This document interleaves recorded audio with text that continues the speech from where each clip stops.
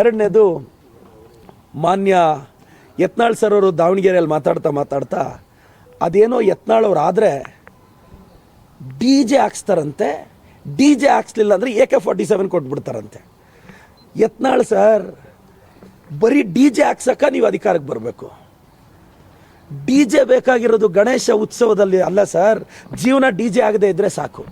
Yatnal sir ಮಾತಾಡಿದ್ರೆ ಅವ್ರ ಅಧಿಕಾರಕ್ಕೆ ಬಂದರೆ ಅದೇನೋ ಆದರೆ ಅವರು ಮೋಸ್ಟ್ಲಿ ಅದು ಗೊತ್ತಿಲ್ಲ ನನಗೆ, ಅದೆಲ್ಲ BJP ಅವರು ಅವರೇ ಕಿತ್ತಾಕಿದ್ದಾರೆ, ಅದೆಲ್ಲ ಆಗೋ ಮೋಸ್ಟ್ಲಿ ಅವರು ಸಮಾಧಾನ ಕೇಳ್ತಾ ಇದ್ದಾರೆ. ಸರ್, ನೀವು DJ ಹಾಕಕ್ಕೆ ಅಧಿಕಾರಕ್ಕೆ ಬರಬೇಕಾ? ಸುಪ್ರೀಂ ಕೋರ್ಟ್ ಡೈರೆಕ್ಷನ್ ಓದ್ಕೊಂಡಿದ್ದೀರಾ ಸರ್? ಹೈಕೋರ್ಟ್ ಡೈರೆಕ್ಷನ್ ಓದ್ಕೊಂಡಿದ್ದೀರಾ ಸರ್? ಅವರು ಅಧಿಕಾರಕ್ಕೆ ಬಂದರೆ DJ ಹಾಕ್ಬಿಡ್ತಾರಂತೆ, JCB ಎತ್ಕೊಂಡು ಬಿಡ್ತಾರಂತೆ.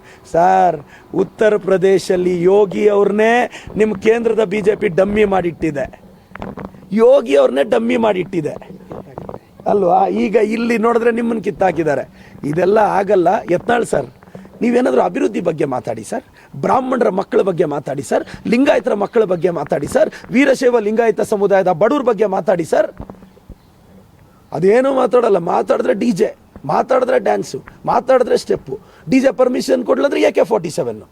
ಅವ್ರು AK-47 ಕೊಡ್ತಾರಂತೆ ಪೊಲೀಸರ ಕೈಗೆ. ಸರ್, 4 ವರ್ಷ ನಿಮ್ಮ ಕೈಯಲ್ಲೇ ಇತ್ತಲ್ಲ ಅಧಿಕಾರ, ಆ ಗನ್ನುಗಳನ್ನ ಎಲ್ಲ ರೆಡಿ ಮಾಡಿಸಿದ್ರೆ ಇಲ್ಲ ಸರ್? ಈಗ ಮತ್ತೆ ಎಲ್ಲ ನಮ್ಮ ತಲೆ ಮೇಲೆ ತಂದಿಟ್ಟಿದ್ದೀರಾ ಯತ್ನಾಳ್ ಸರ್ ಅವರು. ಮತ್ತು ನಮ್ಮ ಮೈಸೂರಿನ ಮಾಜಿ ಸಂಸದ ಪ್ರತಾಪ ದಾವಣಗೆರೆಯಲ್ಲಿ ಹೋಗಿ ಒಂದು ಮಾತಾಡ್ತಾರೆ.